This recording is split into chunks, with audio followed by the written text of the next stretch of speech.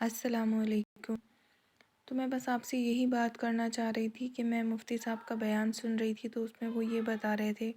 کہ جہاں تک بھی آپ کی آواز پہنچ سکتی ہو، جہاں تک بھی آپ جتنے لوگوں کو بتا سکتے ہوں، آپ یہ بات لوگوں میں پھیلائیں،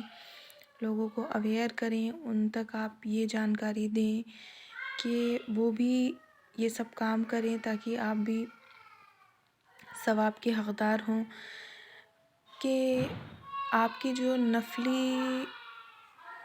عبادات ہوتی ہیں نا، جیسے ہم نفلی عمرے کر رہے ہیں یا پھر نفلی ہم کچھ بھی کسی کے لیے کر رہے ہیں یا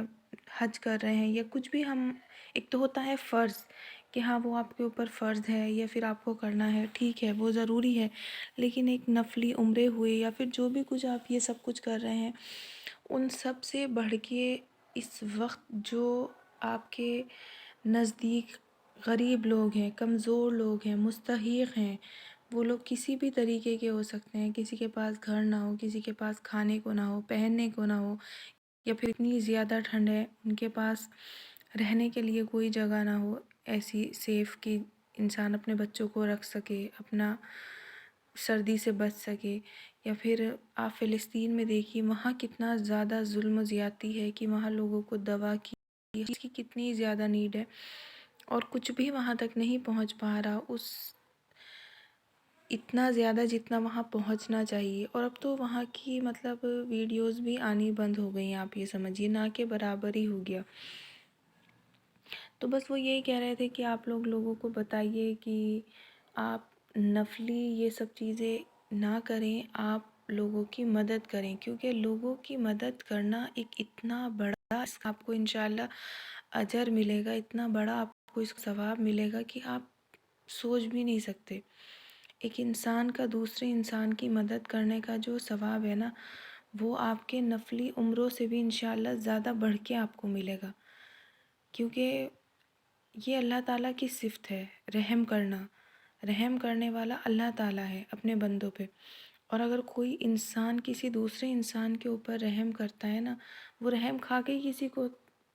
کھانے کے لیے دے دے گا کہ ہاں بھائی اس کو بھوک ہے، میرے پاس زیادہ ہے تو لو تم کھا لو، اس کے دل میں رحم آیا۔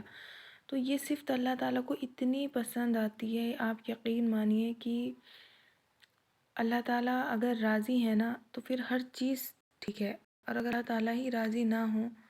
تو پھر کچھ بھی ٹھیک نہیں۔ آج آپ دیکھیے کہ لوگوں کے پاس اللہ تعالیٰ نے اتنی دولت، شہرت، عزت، نام، صحت، تندرستی، بہت لوگوں کو آپ دیکھیں اپنے آس پاس کے اللہ تعالیٰ نے انہیں بہت کچھ نعمتوں سے نوازا ہے، لیکن وہ سب نعمتیں وہ اپنے تک محدود رکھتے ہیں، وہ اس کو کسی اور کے ساتھ شیئر نہیں کرنا، وہ کسی اور کو دیتے، کیونکہ ان کا دل بہت تھوڑا ہوتا ہے۔ وہ سوچتے ہیں اگر ہم یہ کسی کو دے دیں گے تو ایسا نہ ہو ہماری دولت میں کمی آ جائے، یا پھر ایسا نہ ہو ہمارا کوئی غریب، ہمارا رشتہ دار یا پھر کوئی غیر ہمارے برابری تک نہیں آ جائے، اگر ہم اچھا کھا رہے ہیں ہم اس کو بھی اچھا دے دیں گے تو پھر ہمیں اس میں فرق کیا رہ جائے گا۔ آپ یہ سب نہ سوچیں،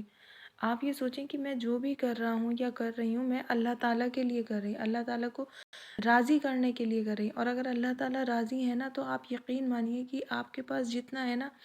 اللہ تعالیٰ اس میں ہی آپ کو بہت ساری خیر و برکت عطا فرما دیں گے۔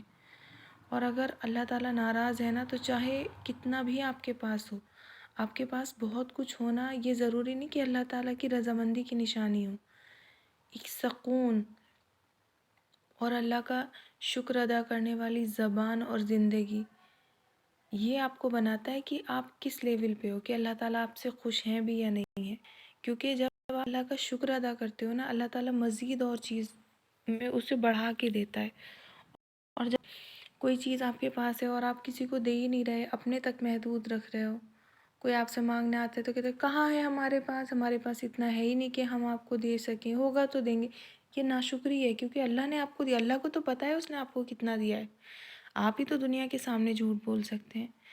تو بس یہی ہے کہ اگر اللہ نے آپ کو باحیثیت بنایا ہے، آپ کو کسی لائق اللہ تعالیٰ نے کچھ بھی نعمت سے نوازا ہے، تو آپ اس کو شیئر کریے دوسروں کے ساتھ، جتنا بھی آپ کے پاس ہو۔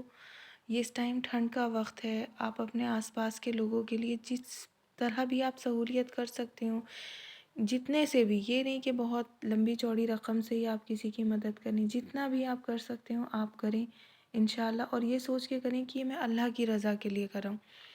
دیکھنا اللہ آپ کو کتنا نوازے گا اور کہاں سے کہاں پہنچا دے گا۔ اور بہت بڑی چیز زندگی میں سکون ہوتا ہے۔ بہت سے لوگوں کے پاس آپ دیکھیں گے کہ سب کچھ ہے لیکن سکون ان کی زندگی میں نہیں ہوتا۔ وہ بس بہت کچھ ہونے کے بعد بھی بھاگ رہے ہیں، دوڑ رہے ہیں،